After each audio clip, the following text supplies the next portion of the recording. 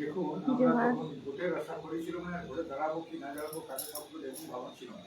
আমরা পুরুলিয়া আদিবাসী কর্মী সমাজ জেলা অফিসে পৌঁছে গেছি। আমাদের যখন 20 সেপ্টেম্বর রেল টেকা হয়, সেই 20 সেপ্টেম্বর রেল টেকায় আমাদের উপর অর্থাৎ পুরুলিয়ার উপর জঙ্গলমহল জুড়ে শুধু পুরুলিয়া নয় বিরাট অত্যাচার নামে, এবং সেই অত্যাচারের প্রতিবাদ আমরা যে মিটিং করেছিলাম আমাদের পুরুলিয়ার উপকণ্ঠে নিউ বাস স্ট্যান্ডে, সেইখানে ঘোষণা করেছিলাম। কারণ ওই যে অত্যাচার, যে মহিলাদের কান্না, শিশু কান্না আমরা ঠিক করতে পারি না। সেদিনই কিন্তু আমরা বলেছিলাম একটিও ভোট টিএমসিকে দিচ্ছি না, এবং জঙ্গলমহল থেকে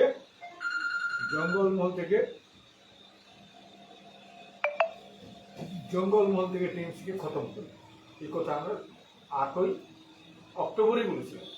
এবং সেই রেজুলেশনটা আমরা নিই, মানে 5 ফেব্রুয়ারি আমাদের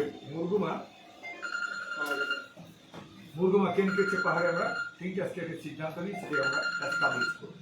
আজকে আমরা দেখতে পাচ্ছি সেইটাই। এবং আমার একটা আশঙ্কা ছিল যে আমাদের আদিবাসী কর্মী সমাজ যে ভোটটা পাইছি, সেই ভোটটা যেন আমাদের অক্ষর আর কিচ্ছু না। আমরা দেখেছি তার চেয়ে বেশি ভোট পাচ্ছি, এবং এখানে যে সন্ত্রাসের বিরুদ্ধে এখানে একমাত্র সত্যিকার যে মানে অভিজিৎ ব্যানার্জি এসপিকে এরা শো করতে পারে, কিন্তু এর পেছনে ছিল পুরো টিএমসি সরকার। এবং টিএমসি সরকার কুর্মী যাতে এসটি না হয় এবং কুর্মীর উপর যে ঘৃণা, সেখানে আমরা দেখতে পাচ্ছি এই ঘৃণার আমাদের প্রতি ঘৃণা, আমাদের প্রতি অত্যাচার, এই অত্যাচারের বিরুদ্ধেই আমরা সেটা ঘোষণা করেছিলাম। এবং সেটা মানুষ আজকে কুর্মীরা ঘরে ঘরে বুঝে গেছে, এবং টোটাল জঙ্গলমহলে আজকে তাকে বাস্তবায়িত করবে। একদম নয়াগ্রাম থেকে টলি পর্যন্ত কোথাও আমাদের, আর আমি যা বলেছিলাম সেই খতম করেছে। এবং মূল মাত্রা তার খুঁটাকে উপরাবার জন্য চেষ্টা করেছিল, যত খুঁটাকে বিলাইছে তত বেশি শক্ত আজকে প্রমাণ হয়ে যাবে। জঙ্গলমহলে আপনি ভোট না দাঁড়িয়ে কিং মেকার, কি বলবেন?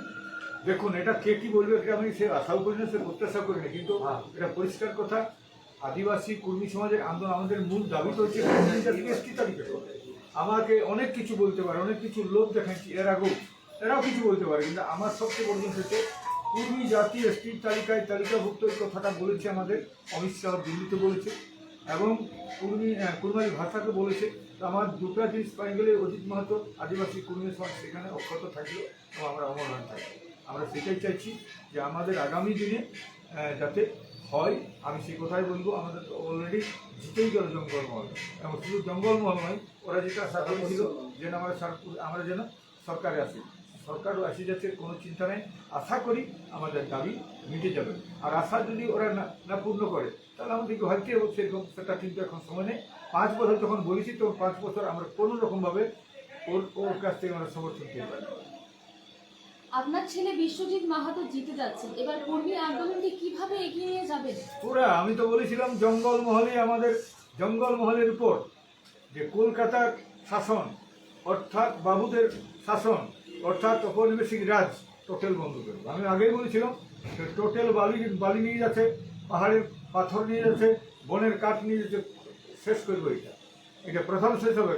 আজ পুরুলিয়াতে 40টা ক্রেশার বন্ধ আছে, 40,000 লেবার, কমসে কম হাজার লেবার আজকে কাজ হারাইছে। এটা সমস্ত হবে। আজকে যে এই যে শিক্ষিত বেকাররা চাকরি পাচ্ছে নাই, শিক্ষিত বেকারদের আজকে যে পরীক্ষা হতো, সেই পরীক্ষাগুলো বন্ধ হয়ে গেছে।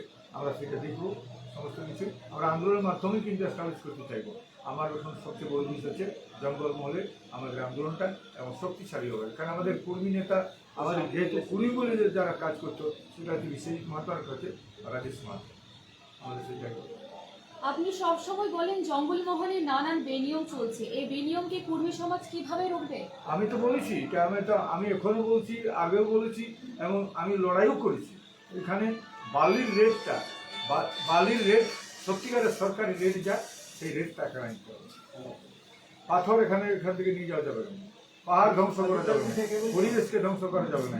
আমরা এই জন্য প্রতি বছর এই মে মাসের 10 তারিখ থেকে 16 মে পর্যন্ত আমরা জঙ্গল দিয়ে আন্দোলন করি। প্রত্যেকটা কর্মীকে আমি বলেছি, এবং আমরা মিটিং হয়েছে, এবং সমস্ত জঙ্গলমহলে টোটালটাই বলবো আগামী 6 তারিখ থেকে 16 তারিখ পর্যন্ত, আগামী 6 তারিখ থেকে 10 সাল 16 আর 10 তারিখ থেকে 16 তারিখ পর্যন্ত আমাদের জঙ্গলমহল এলাকায় আমাদের চলবে জঙ্গল জিয়া খাম্প।